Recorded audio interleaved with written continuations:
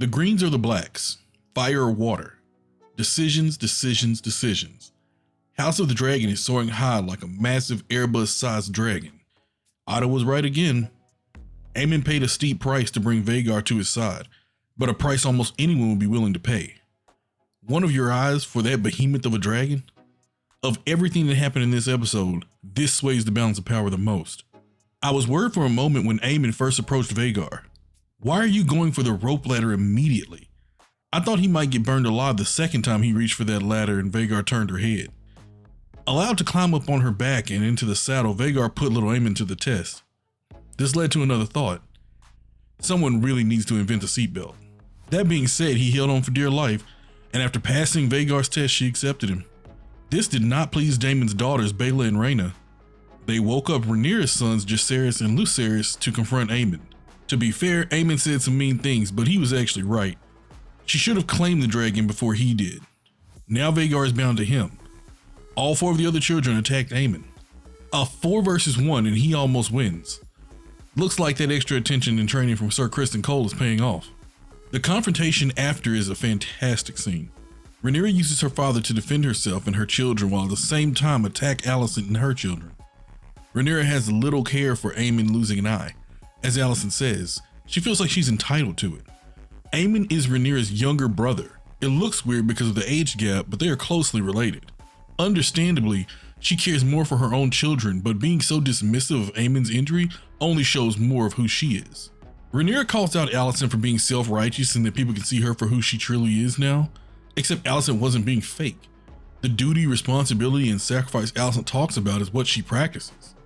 The same things Rhaenyra acts in disregard to. Poor Viserys doesn't have the energy to deal with his family drama. They're what's driving this man into an early grave. I like that Sir Criston Cole said no to Alicent when she flew into a rage and wanted him to take one of Rhaenyra's son's eyes. I also like that Aegon just said what everyone was thinking. He told his father that everyone knows. It's obvious. Viserys isn't dumb, he's in denial. He just wants everyone to get along.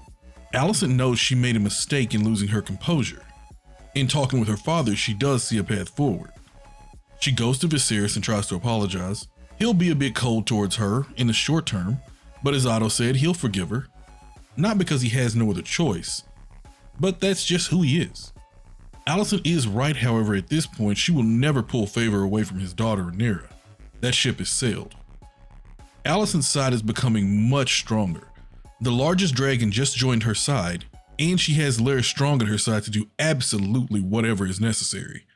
I have an idea about something he might be responsible for, but don't want to spoil it before it happens. Let's just say you'll think much worse of him later on. On the other side, Rhaenyra's marriage to Daemon doesn't actually make her side much stronger. He would have sided with her anyways. Not to mention Laena and Lenore dying leaves them down 2 dragon riders. One of those dragons switching teams. You could have missed it and I almost did, but Rhaenyra and Daemon's plan the entire time was not to kill Lenore. They are family and Rhaenyra admits she does love him. So the guy Daemon kills on the stairs is who ends up in the fire. Lenore sneaks out with Sir Qarl and heads across the Narrow Sea. He could never be heard from again, however it's too tempting of a storyline to not bring him back at some point. Rhaenyra, always focused on the wrong things, should have been more worried about Vhagar flying away than her little blood marriage ceremony. A couple of other things worth mentioning is that Rhaenyra blames Daemon for not taking her away with him when she was younger. It seems she's still not over him leaving her in that brothel that night and for not whisking her away from her wedding to Lenore. Daemon says he spared her because she was too young. She felt she was passed over and left behind for the same reason. I do agree with the sentiment that HBO swung the pendulum way too far in the other direction with the sex scenes and the nudity on the show. They listened too much to the complaining, and I knew what direction they were going in when they came out before the season and said they dialed back the gratuitous nudity. This means none of our main characters are going to do nudity and the sex scenes are going to look like the Disney Channel instead of HBO. This is why they never should have listened to the complaining in the first place. My main train of thought is that if someone uses the word gratuitous when making a complaint about a show, I immediately stop taking them seriously. They need to go watch network television. NBC is for you. Leave the adult programming to the adults.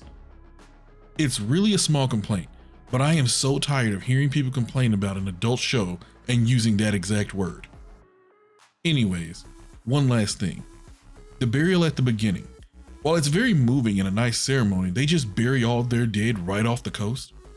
Those tombs just go into the water and immediately sink. They don't float out through the water for a bit and then eventually go down. I just thought it was odd. However, it is kind of like rich people owning huge masses of land and burying their family members on the property somewhere in a specific area. So I guess it works out. Here's hoping to Viserys living another episode. What'd you think of this week's episode? Let me know in the comments below.